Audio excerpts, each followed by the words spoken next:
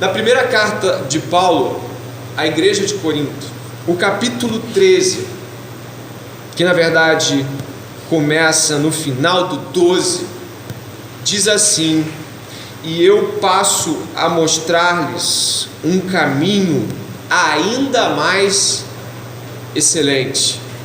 Daí para frente, Paulo talvez tenha desconstruído toda uma igreja para plantar outra. Daí para frente, Paulo parece que ele escolheu falar de tudo que ele tinha falado, e agora, olha, vamos rever se tudo foi entendido mesmo. O capítulo 13 é, na verdade, talvez para muitos irmãos daquela igreja, um replantio de Corinto. Eles tiveram que se rever à luz de Coríntios 13. E a palavra de Deus diz assim: ainda que eu fale a língua dos homens e dos anjos, se não tiver amor, serei como o bronze que soa, como o símbolo que retine. Ainda que eu tenha o dom de profetizar e conheça todos os mistérios e toda a ciência, ainda que eu tenha tamanha fé a ponto de transportar montes, se eu não tiver amor, nada serei. Ainda que eu distribua todos os meus bens entre os pobres, e ainda que eu entregue o meu próprio corpo para ser queimado, se eu não tiver amor, isso de nada me adiantará. O amor é paciente e bondoso. O amor não arde em ciúmes, não se envaidece, não é orgulhoso, não se conduz de forma inconveniente, não busca os seus próprios interesses, não se irrita, não se ressente do mal. O amor não se alegra com a injustiça, mas se alegra com a verdade. O amor tudo sofre, tudo crê, tudo espera, tudo suporta. O amor jamais acaba. Havendo profecias, desaparecerão. Havendo línguas, cessarão. Havendo ciência, passará. Pois o nosso conhecimento é incompleto e a nossa profecia é incompleta.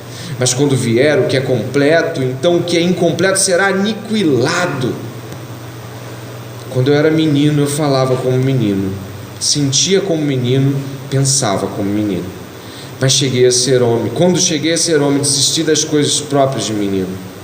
Porque agora vemos como num espelho, de forma obscura. Depois veremos face a face. Agora meu conhecimento é incompleto. Depois conhecerei como também sou conhecido. Agora, pois, permanecem a fé, a esperança e o amor. Estes três, porém, o maior deles é o amor. Começando o ano, eu te pergunto: que tipo de servos e trabalhadores uma igreja precisa? Que tipo de gente faz com que uma igreja seja diferente? De que forma uma igreja pode ser uma igreja exemplar, modelar?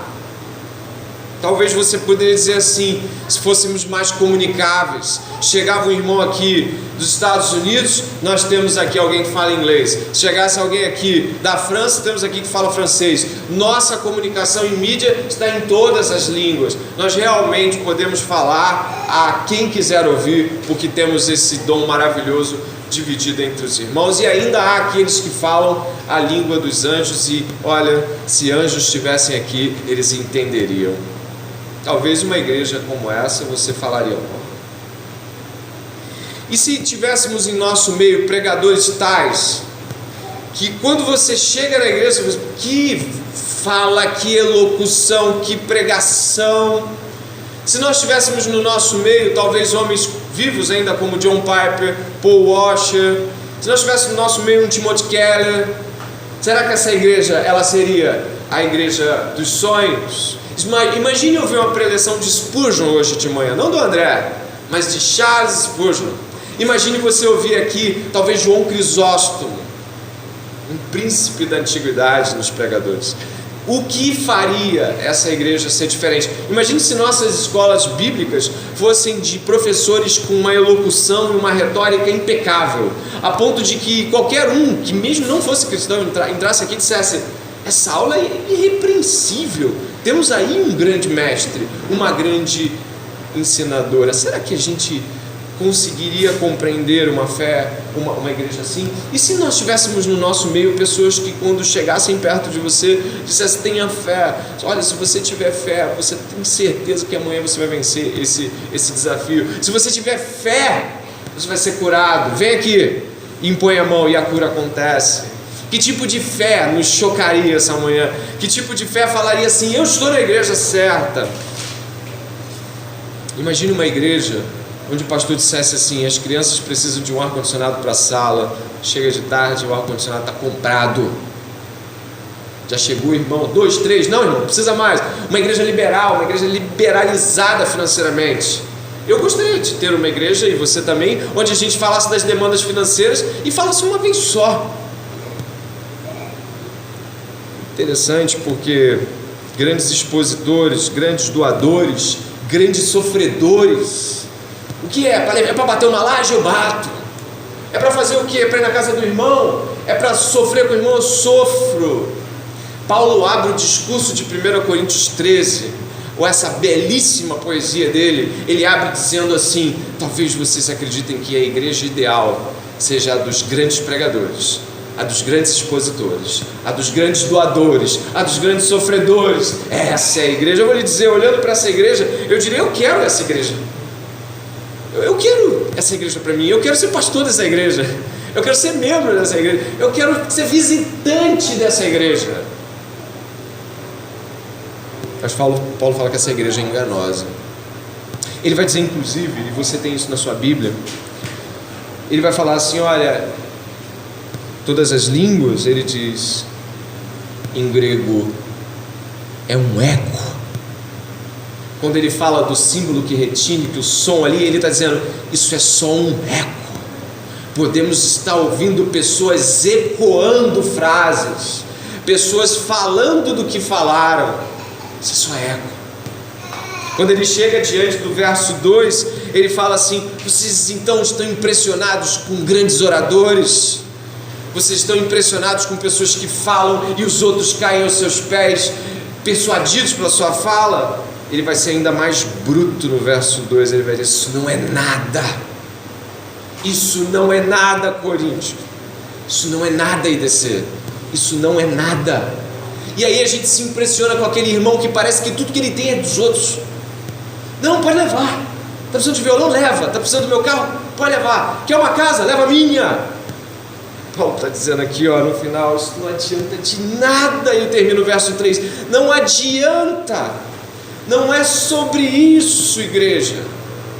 E aí você se assusta, porque na maioria das vezes é isso que você quer oferecer, porque na maioria das vezes é isso que eu quero oferecer, porque na maioria das vezes é isso que a gente quer que as pessoas ofereçam: dinheiro, sofrimento, boas pregações.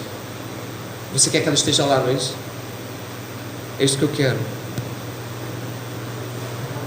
Mas Paulo vai dizer que vai apresentar um caminho melhor. Melhor do que esse? Melhor. Os 18 anos de ministério aqui de Paulo constatam que igreja não é sobre isso. Constatam que fundamentalmente isso tudo pode ser um engano. Paulo está chocando os seus leitores aqui. Certamente a igreja de Corinto, quando começou a ler, não tinha capítulo, eles estão lendo corridos, eles não imaginam que eles vão encontrar. Eles vão encontrar uma desconstrução do seu ideal. E Paulo vai dizer, parafraseando aqui, eu diria João, que se Deus é amor, a igreja é sobre amor. E tudo que a igreja faz é amor. É sobre amor, é para o amor e através dele. Então, ele propõe uma total destruição da nossa ideia sobre igreja para construir uma nova igreja em Corinto, uma que não briga mais. Quem me batizou? Eu fui batizado por ele. Quem é o meu discipulador? Meu discipulador é outro. Você não tem noção de quem me discipula. Se você soubesse quem é o meu discipulador, se você vê o que ele propõe para me estudar, o teu o que? Um livro? O meu propõe 10. Paulo, ele destrói as nossas expectativas. E ele vai começar dizendo de que isso não adianta de nada, isso não serve de nada, isso é eco de, parafraseando John Piper, não seja mero eco ou sombra. E ele começa a discorrer sobre o amor. Eu quero que você me dê atenção agora. Ele começa a discorrer sobre o amor. Jesus Cristo bebeu o cálice da ira de Deus para que a igreja trocasse o cálice da aliança do amor de Jesus Cristo. Nós trocamos esse cálice, e quando trocamos esse cálice é porque alguém bebeu o cálice da ira para que a igreja troque o cálice da aliança. Quando você estiver trocando o cálice hoje, lembre-se de que cálice nós estamos falando. Paulo nos adverte severamente de que não é nada sobre isso, e ele ataca o núcleo das ações, falas e sentimentos. Paulo ataca nossas ações, nossas falas e nossos sentimentos sobre igreja, e ele vai atacar isso com uma palavra: amor. Com uma palavra ele derruba as nossas expectativas, todas elas, formadas em fazer, em ser para os outros no sentido de aparecer e tudo mais. E ele começa falando, eu peço que você tome muita atenção, ao contrário de muitas ceias, a de hoje é uma exegese, então vai ter um momento que você vai ter que pensar, ou vários, ou todos.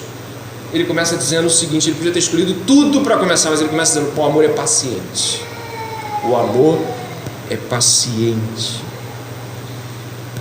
Paciência.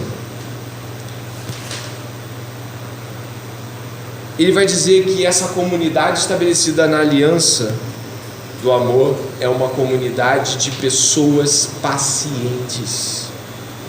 A palavra paciente aqui, ela tem um caráter de que ainda que eu saiba, ainda que eu entenda mais que você, ainda que eu possa mais que você, ainda que eu espero você, eu me coloco na posição onde Cristo, que tudo sabe, que tudo entende, que tudo pode, se submete a uma condição onde nos coloca graça disponível para que possamos mudar. É preciso paciência para corrigir alguém. É preciso paciência para ser corrigido por alguém. Toda a leitura que Paulo faz aqui é horizontal. Eu queria que você soubesse, tudo que vai ser dito aqui, daqui para frente, é horizontal. Paulo não está apontando para o alto, Paulo está apontando para o lado. Paulo está dizendo o seguinte: se você faz parte de uma igreja, você ama, e se você ama, você é uma pessoa paciente. É uma evidência clara de que você tem o amor de Jesus fluindo através de você. Você é paciente. É preciso paciência, e aí diria Leon Morris, que foi um comentarista que eu usei muito aqui para hoje, ele dizia o seguinte: a paciência é o domínio próprio do amor. Incrível. Muitos querem amar, a igreja precisa de amor, mas e se eu dissesse que o modo com o qual esse amor é visto é que tu é paciente com o irmão, tu é paciente com aquele irmão. Você coloca-se para esperar duas coisas, e essas são difíceis: esperar a vontade de Deus na tua vida, preciso de paciência, e esperar a vontade de Deus na vida do irmão, preciso de paciência. É preciso paciência para esperar o que Deus está fazendo na vida dele, porque Ele está fazendo na vida dele diferente da tua, porque Deus é paciente. Então Ele atua de maneira progressiva, e Ele atua contigo de repente assim, e com o irmão assim. E uma igreja que não consegue entender os passos de Deus não consegue ser paciente para com o outro.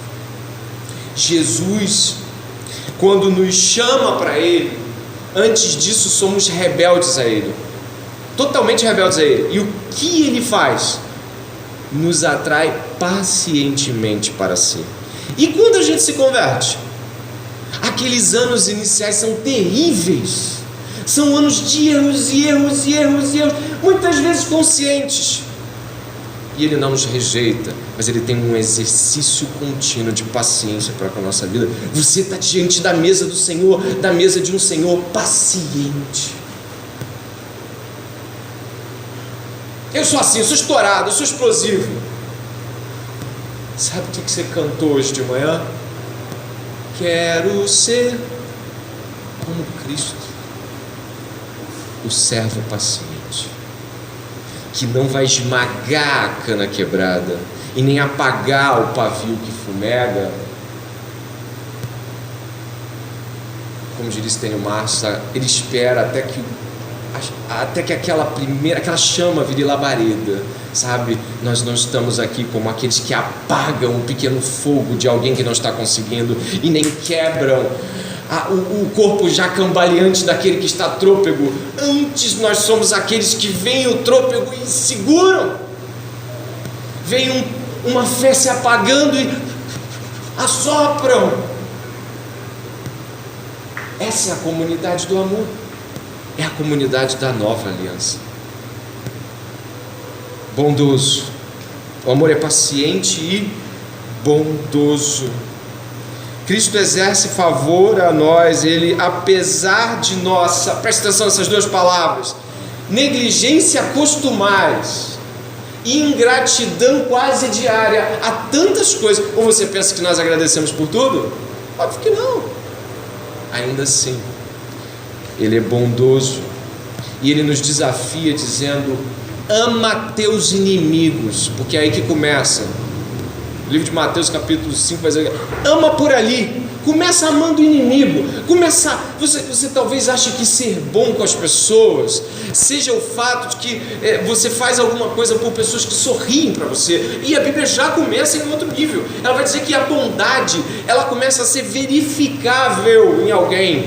Quando eu amo quem não me ama, quando eu sou bom com quem me maltrata, porque diz o Senhor que até os maus são capazes de dar boas dádivas a seus filhos. A bondade para o nosso Senhor, ela começa no solo do maltrato, da ingratidão, da violência contra você, daquele irmão que procede perfidamente contra você, daquele irmão que mesmo na tua igreja consegue ser vil, ser mau, porque Deus está fazendo algo pacientemente nele.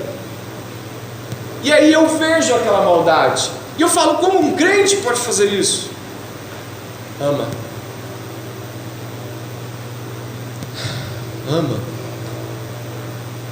teu irmão. Ofereça essa manhã um novo cálice. A aliança já foi renovada, mas talvez o seu cálice ainda seja o da ira. A aliança do amor já foi renovada, mas o seu cálice pode ainda ser o cálice da justiça.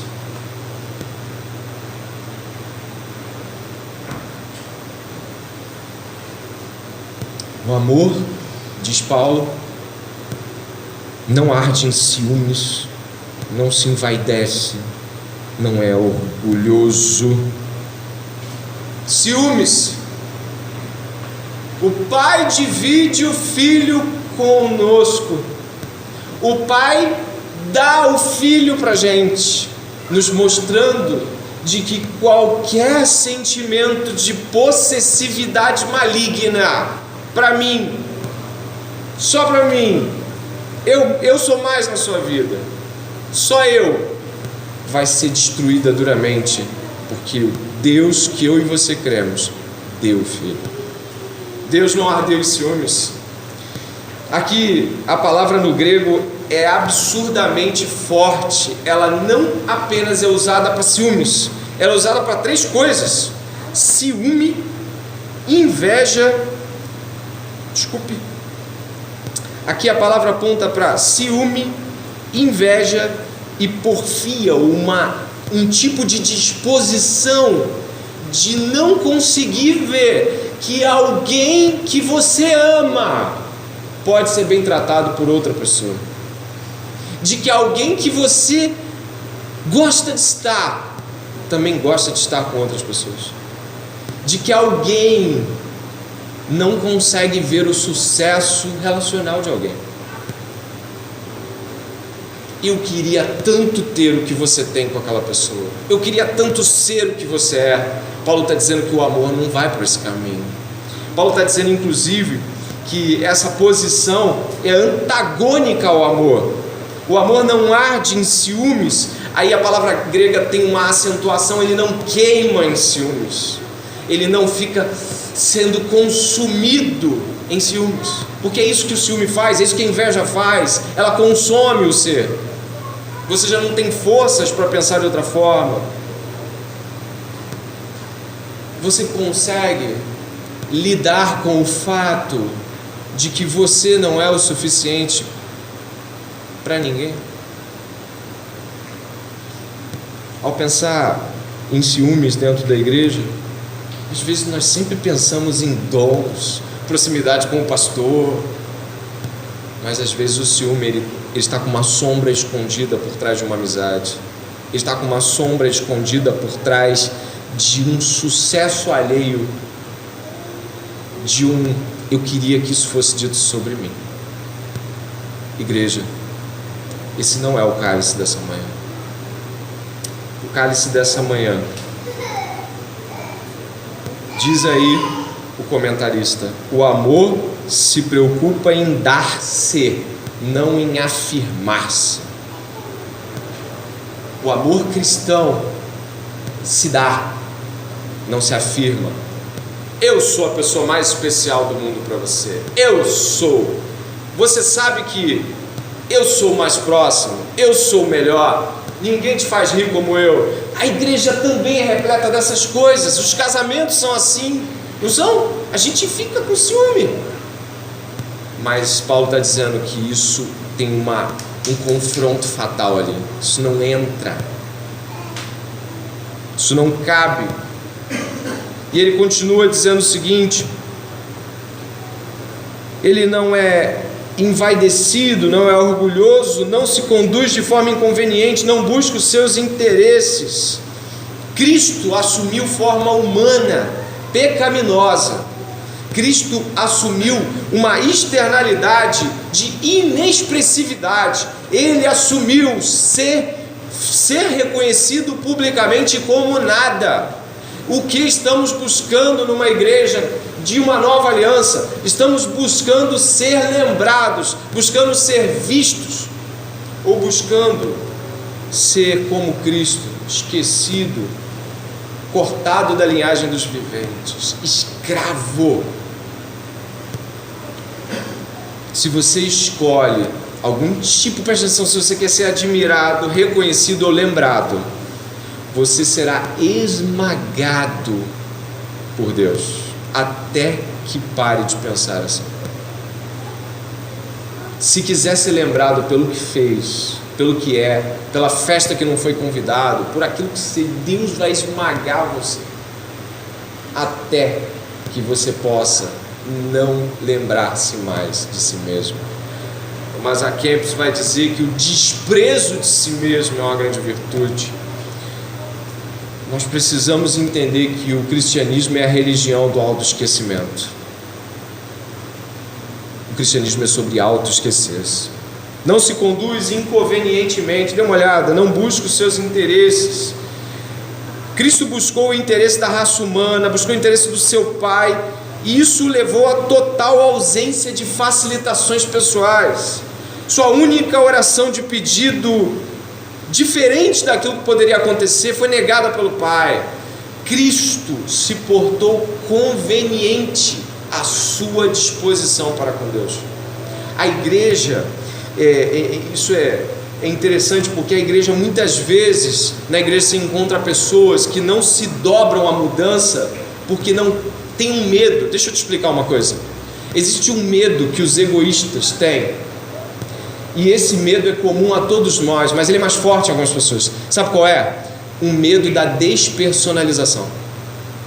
Algumas pessoas têm um certo apreço por serem quem são, um certo gosto por terem gostos, um certo tipo de alegria de poder ter construído alguma reputação em alguma coisa. Pode ser um cabelo, pode ser uma roupa, pode ser um gosto musical, pode ser um gosto por arte, sabe, essas coisas que a gente forma ao longo da vida e que nos constrói. Então elas não convêm. O texto em grego aqui ele vai apontar para alguma coisa assim, que isso é um tipo de formatação que só aqueles que se submetem ao amor são capazes de doar. É uma anulação de, ai, mas esse sou eu, sabe essas falas? Esse sou eu, você não pode também querer que eu seja você. Isso é uma fala de quem não está pensando exatamente sobre o que está sendo dito. Presta atenção, quando você ouve uma pessoa dizer, mas eu não sou você, ela está desviando o assunto para ela. Vamos desviar o assunto para Deus agora. Eu quero ser como Cristo. O preço a ser pago é total. Tudo vai ser revisto. A igreja precisa agir como convém ao Evangelho. Essa parte aqui, eu acho que essa parte aqui, ela me surpreendeu, porque eu não esperava encontrar isso no texto original. Vai dizer assim, não se irrita, não se ressente do mal. Eu acho que esse é o ápice dessa sequência sobre amor. Sabe o que está escrito no original grego? Não se melindra. Você sabe que uma pessoa melindrosa num seio de igreja? Sabe o que é ser melindroso? É se preparar para sentir, pensar o mal do outro. O melindroso, ele está predisposto a uma condição de ferir-se com o que você vai dizer. E ele amarra, Paulo é incrível aqui, né? Deus usou muitíssimo. Olha só, não se irrita e não se ressente do mal. Sabe o que é ressente do mal? A palavra é ter um depósito para as falhas alheias. Olha que fantástico. Eu não estou predisposto a me sentir ferido por você, e eu não tenho um depósito onde eu coloco as tuas falhas e feridas. Olha o que ele está fazendo, ele está amarrando os dois pontos. Ele está falando assim, eu não estou aqui como quem está querendo ver como você me machuca, e aí eu vou dizer assim, essa palavra foi dura, irmão, irmão, naquele dia eu vi que você me olhou estranho, irmão, naquele dia, por que o irmão não falou comigo, irmão? Sabe, a nova aliança é um cálice que ele vai afastando essa nossa predisposição para o mal e nossa pós-disposição para o mal. A palavra que Paulo usa para se ressentir do mal, fantástica palavra, é algo como imputar o mal em uma conta e deixá-lo lá, acumulando uma espécie de dívida. Está entendendo? Uma igreja assim morre, uma igreja assim adoece. Precisamos amar, e amar não é ser melindroso, e amar é não colocar o mal em uma conta. Isso é contrário à justiça de Deus no Evangelho. A justiça de Cristo é que Ele abre mão da justiça que poderia ter contra nós e toma a favor de si mesmo todos os nossos pecados. Ser cristão é não ter uma conta onde eu contabilizo o que você me fez. Você já me fez isso, você já me fez aquilo, eu agora não estou aberto mais a você, eu estou fechado. E isso vai maltratando você e a igreja. Imagine quando Jesus fala na oração do Pai Nosso assim, né? Perdoa as nossas dívidas assim como temos perdoado aqueles que nos devem. Mas ele vai dizer algo além disso também. No final, Jesus abre um comentário sobre perdão, porque se vocês não perdoarem os seus ofensores, também o vosso Pai Celestial não vos perdoará. Imagine alguém querendo ser sério, seco, ser duro com alguém. Imagine isso numa borracha que tem uma torneirinha assim de água, desculpe a alegoria simples, assim, uma torneira de água jorrando água para aquela borracha, e aí você vê o teu irmão ali, que bom, se refrescando, e de repente você faz assim, dobra a borracha, e aí você fala, vai ficar sem água. Aí Deus sabe o que Deus faz com a tua borracha? Desliga a torneira. Você acha que está secando o outro, mas você está ficando sem. Nós estamos diante de uma oportunidade de perdoar pessoas essa manhã.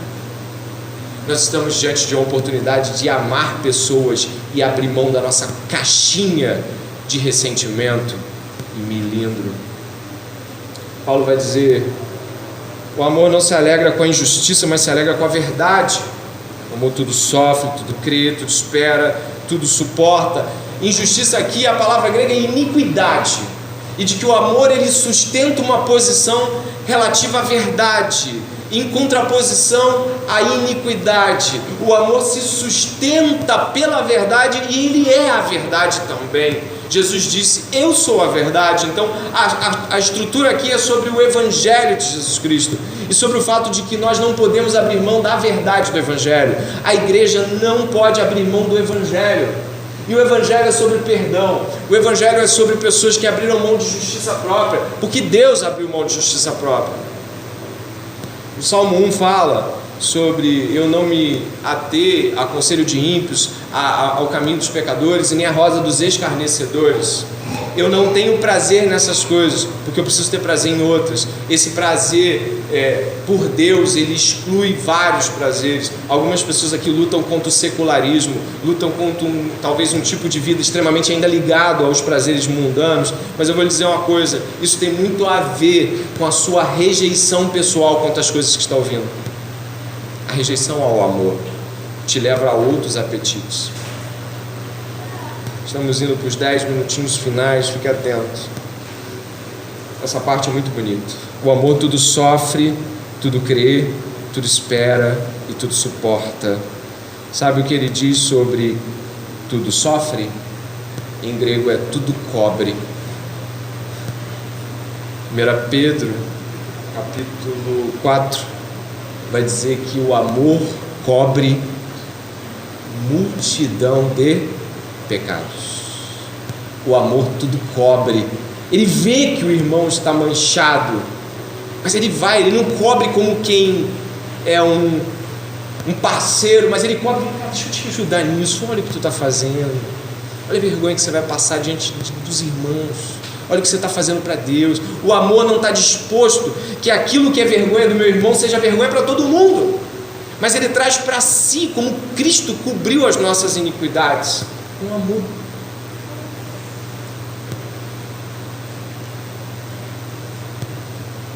Tudo crê.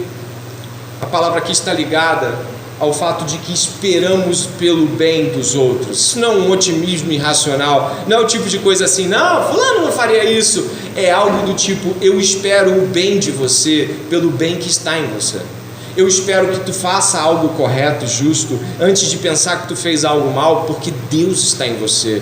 Eu penso sobre você aquilo que Cristo pensa sobre mim, porque apesar de eu saber que Jesus sabe das minhas falhas de daqui a 2 dias, ainda assim Ele não se relaciona comigo com base no que Ele vai ver de pecado em mim, mas Ele se relaciona com base em sua vitória na cruz, em sua bondade para comigo. Nós nos relacionamos não pensando o quão mal essas pessoas poderiam fazer, e até fizeram, mas naquilo que Deus está fazendo nelas. Nós temos um otimismo, eu poderia dizer assim, uma visão positiva baseada na vitória da cruz, não na vitória pessoal daquela pessoa. A gente não fica assim: vamos ver se agora tu muda, né? Agora, né? 14ª chance. Não, a gente fala: irmão, vai mudar porque a graça de Deus pode estar sobre você. Irmão, eu creio que possa haver algo diferente na sua vida hoje. Eu creio que essa ceia pode mudar a sua visão de mundo. Eu creio. Pastor, mas quantas vezes você já pregou para que as pessoas se perdoem, se amem, se tratem amorosamente? Milhares. E eu vou pregar porque a esperança não é em você. A esperança é que Cristo venceu. Cristo venceu. Então você hoje pode pegar essa mensagem sobre amor e amar. Hoje você pode pegar essa mensagem sobre perdão e perdoar. Hoje você pode pegar essa mensagem e falar assim: vou viver lá, porque existe graça disponível.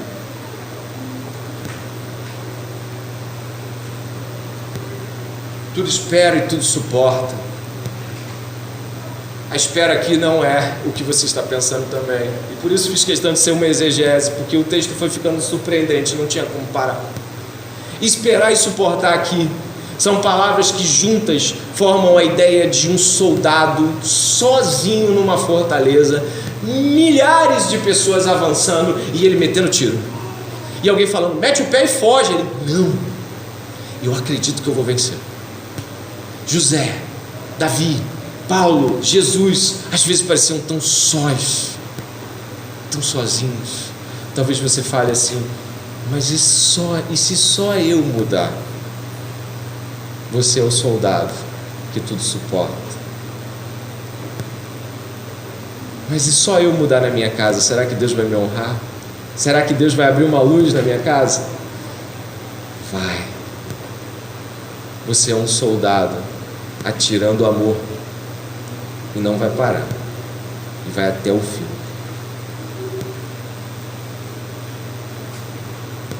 O amor jamais acaba. Em grego, jamais se torna uma ruína desabitada. Havendo profecias, havendo aquelas habilidades todas, elas desaparecerão. Elas não vão ser para sempre, elas não vão ser necessárias para sempre.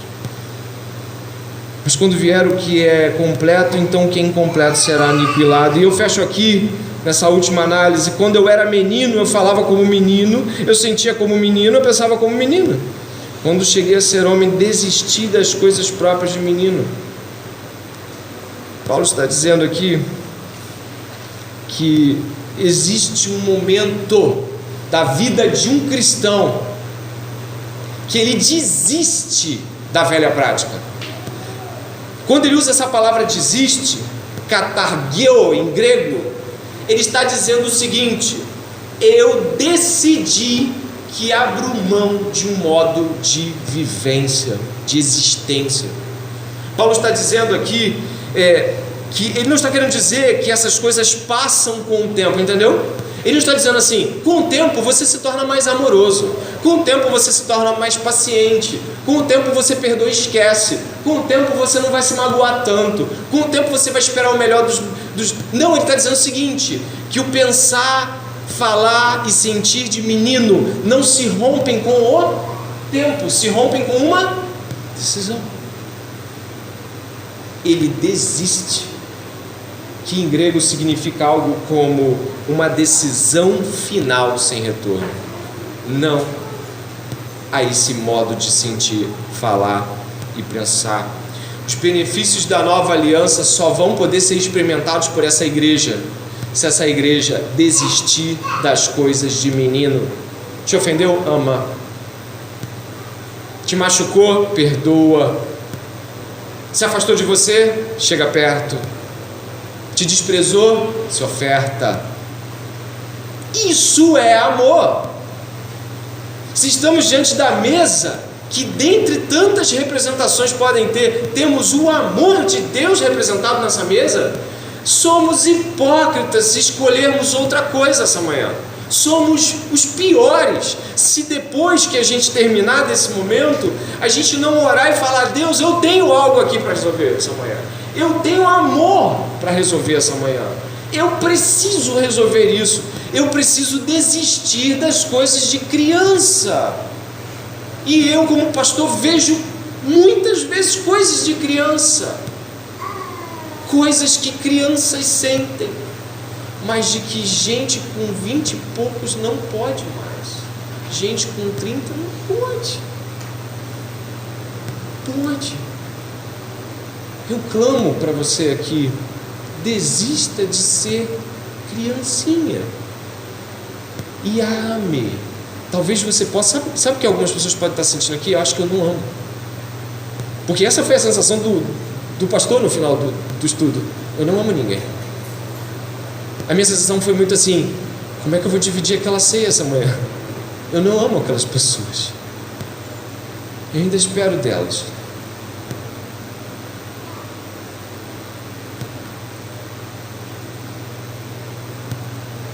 Nessa manhã eu gostaria que você, ao trocar o cálice, não o fizesse sem discernimento, para que não incorra em juízo, compreende? Mas fizesse isso compreendendo o que é o cálice da nova aliança. Essa é uma manhã onde eu posso decidir desistir das coisas de menino e amar. Talvez você nunca tenha amado, né? Talvez você nunca tenha amado. Talvez tudo que você fez a vida inteira tenha a ver com um coração ressentido, melindroso, ciumento, desejoso por admiração, desejoso para ser lembrado. O Espírito Santo está em nosso meio aqui essa manhã. E a primeira palavra do ano sobre a ceia é: ame. Ame. Troque o cálice com pessoas a quem você deva amor. Paulo diz que não devia nada a determinada igreja, a não ser o amor. Essa manhã você tem uma dívida de amor para com pessoas aqui. Uma dívida real de amor. Não troque o cálice como um menino. Não troque o cálice sem amor. Eu vou, após a oração, convidar o João Vitor e a Daina para distribuir os elementos, a Pâmela para tomar posição no violão, para cantarmos um cântico. E eu quero que nesse momento você ore, mas ore de verdade. Ore mesmo. Ore de verdade. Ore. Abandone minha oração se for necessário. Abandone. Mas ore de verdade. Ore dizendo: Deus, eu não amo ninguém nessa igreja. Eu não amo. Eu me aproximo das pessoas e se elas me ferem eu me afasto. Se elas me perturbam eu as afasto. Falo mal, discordo na cara, machuco, oprimo, ofendo. Não aceito a obediência de Cristo. Eu te convido ao amor essa manhã, não ao amor do mundo.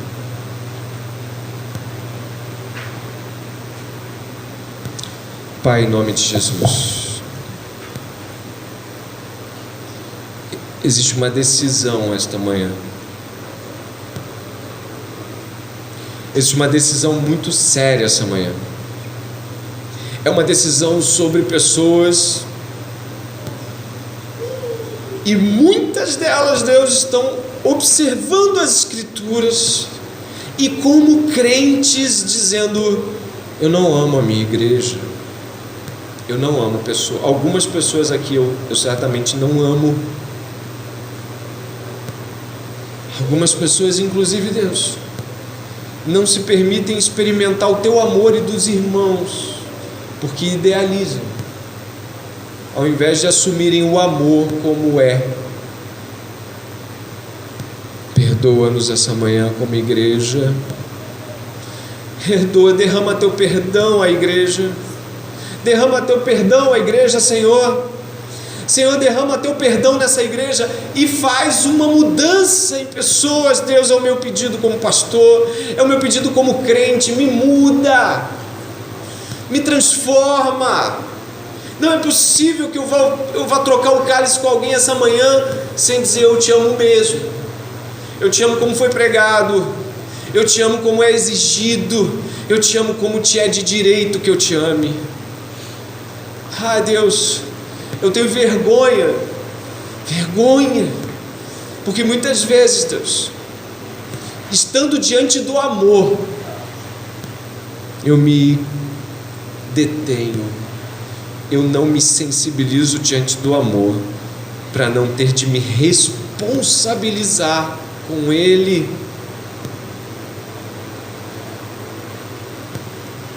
Nós te agradecemos, Senhor Jesus, porque o Senhor é amor. O Senhor é amor. O Senhor nos ama apesar de nós. Nos ama apesar de nossa ingratidão, negligência e descaso. Nos ama apesar de muitas vezes maltratarmos as pessoas até mesmo da igreja. Nos ama apesar de exigirmos que as pessoas nos amem. Isso é um absurdo. Ah, Deus, que essa manhã os distantes se aproximem, os melindrosos e ressentidos larguem suas justiças particulares, os que haviam decidido não amar reconsiderem a proposta de Deus, a ordem da palavra. Que essa manhã nós estejamos como aqueles que desejam ser mais alvos que a neve. Sim, desejam perguntar: Deus, por que eu tenho agido assim? Estou me defendendo, Deus. Estaria eu não me permitindo que essas pessoas me amassem? Teria eu medo de frustrar-me, Senhor? Teria eu medo de me decepcionar como Cristo diante da traição? Teria eu medo de sentir o que Cristo sentiu quando foi ferido por outros?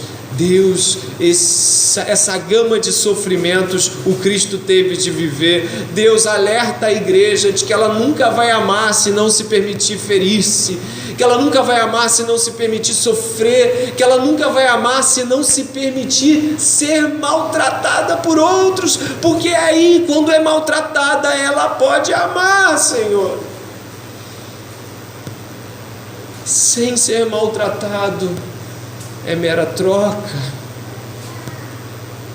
Deus, sei que Teu Espírito passeia entre nós. Existem pessoas chorando, existem pessoas emocionadas, mas a maior emoção aqui hoje, a maior lágrima, o maior coração quebrado, a mente que está em confronto agora é aquela que está dizendo: eu sei, eu entendo, eu preciso amar, e eu não quero, porque isso fere a minha dignidade, Senhor. E me diga, Deus, a nós essa manhã, o que foi feito da Tua dignidade. Espírito Santo, ilumina o coração dos crentes, para que em nome de Jesus possamos trocar cálices essa manhã, levantar a nossa posição de conformação a um relacionamento que não está bom e dizer: eu te amo em Cristo Jesus, eu te amo de verdade. E é em nome de Jesus que oramos.